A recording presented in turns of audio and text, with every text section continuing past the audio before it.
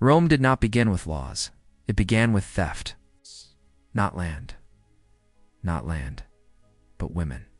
If that makes you uncomfortable, it should. Because the city that would later call itself the center of civilization was built on a single, deliberate act of violence so large, so calculated, that Rome later buried it under myth and ceremony.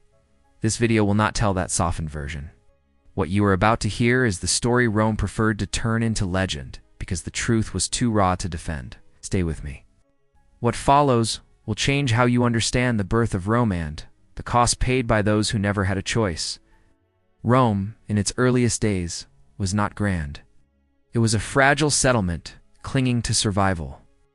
A rough cluster of huts on the Palatine Hill, surrounded by enemies, watched with suspicion by older, more established communities.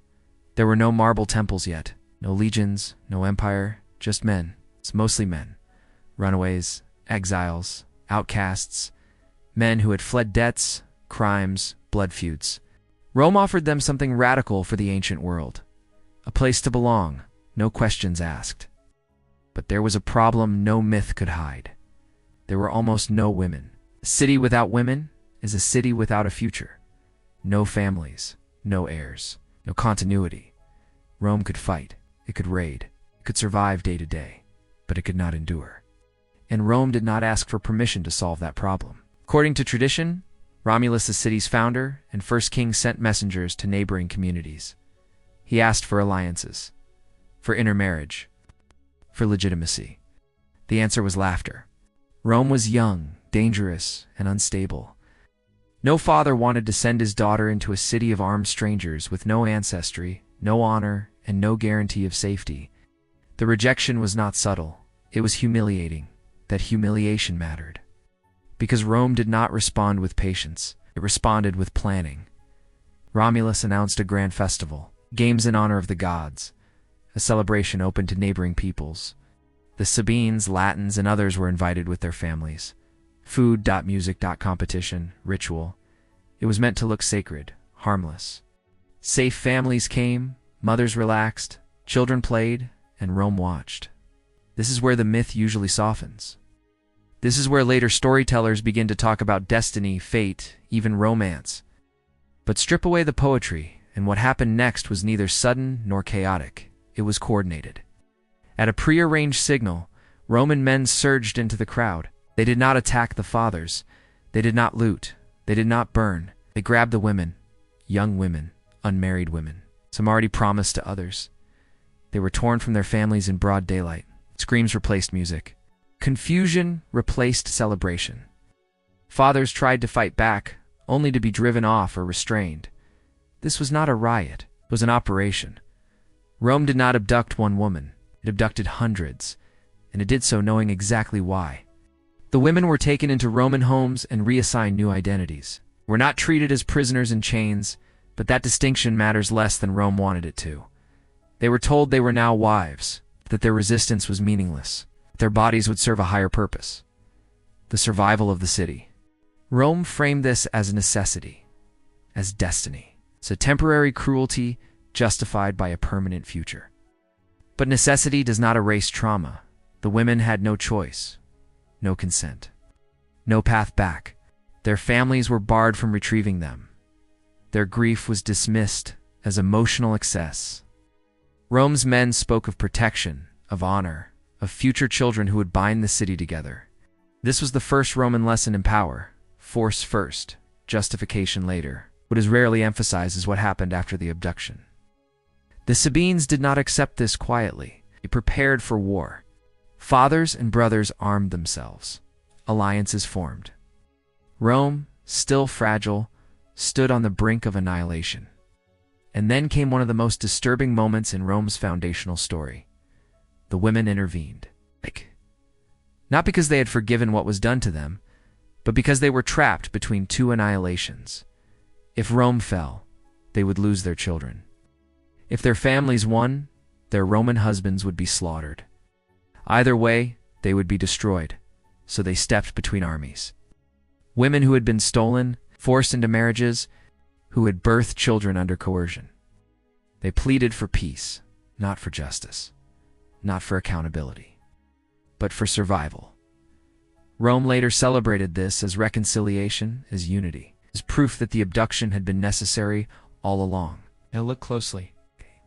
The peace was purchased by women who had already lost everything. Their bodies had secured Rome's future. Their silence secured Rome's moral comfort. This pattern would repeat endlessly in Roman history. From this moment on, Roman society encoded a brutal truth. Women were foundational, but never autonomous. Their value lay in reproduction, in stabilizing households, in producing legitimate heirs. Control of women became control of the state. The Roman family was not built on affection. It was built on authority. The father pater familias held absolute power over children, over slaves, and in many cases, over wives. This power was not metaphorical, it was legal. A Roman father could punish, exile, even kill, under certain circumstances. This was not abuse in Roman eyes, it was order. Rome believed stability required hierarchy. Hierarchy required fear. Religion reinforced this logic. Early Roman gods were not compassionate, they were transactional. Obedience was rewarded, disobedience was punished. Rituals emphasized submission, sacrifice, and control. The household mirrored the cosmos. Father mirrored the king mirrored the gods. And women existed within that structure as controlled vessels of continuity. The abduction of the Sabine women was not an isolated crime. It was a prototype. As Rome expanded, it absorbed other peoples the same way it absorbed women. Through violence, followed by forced integration, those who submitted were allowed to live. Those who resisted were erased. Rome told itself this was mercy. Over time, the story changed. The language softened. The brutality was reframed as inevitability. Children were taught a version of events where the abduction became a necessary step toward greatness.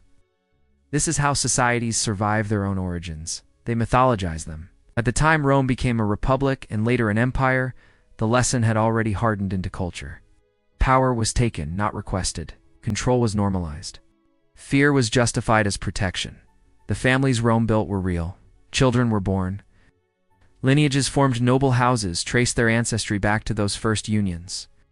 And yet, the voices of the women at the center of it all disappeared. No diaries, no testimonies, no recorded grief. History remembered Romulus. It remembered kings and generals and senators. It remembered laws and victories. It forgot the women whose bodies made those memories possible. This forgetting was not accidental. It was functional. Because acknowledging the truth would mean admitting that Rome's greatness rested on a mass act of violence against those it claimed to protect. And Rome was never comfortable with that reflection. The abduction set a precedent that echoed into marriage customs, inheritance laws, and gender roles for centuries. Women were transferred between households as part of alliances. Their consent was secondary. Their purpose was assumed. Even when Rome later refined its legal system, even when it praised virtue and family values, the underlying structure remained unchanged. Control mattered more than choice. Stability mattered more than justice. This is why Rome endured, why it eventually collapsed. A system built on fear can expand quickly. It can dominate, it can impose order, but it cannot adapt when the human cost becomes unbearable. It matured. It became institutional. It hid behind law and tradition, but it never left. By the time Rome ruled the Mediterranean, the logic that began with the Sabine women governed everything from slavery to warfare to punishment. The city that abducted women to survive later conquered nations to feel secure. And each time, it told itself the same lie, that this was necessary, that this was destiny, that this was the price of greatness. But systems remember how they begin. The DNA of Rome was written in that first festival turned trap. In the screams that replaced music, in the silence that followed, Rome did not fall because it forgot its values. It fell because it never questioned them. The mass abduction that built Rome's first families was not an unfortunate footnote. It was a blueprint, a declaration that power would always outweigh compassion, that survival justified cruelty, that history would be written by those who benefited most. And that is the truth Rome tried to soften, because once you see it, the empire looks very different. Not as a marvel of civilization, but as a warning. Reminder that greatness built on stolen lives always carries the weight of its beginning, and that no amount of myth can erase the blood beneath the foundation. Rome rose because it chose power over humanity, and from that choice, everything else followed.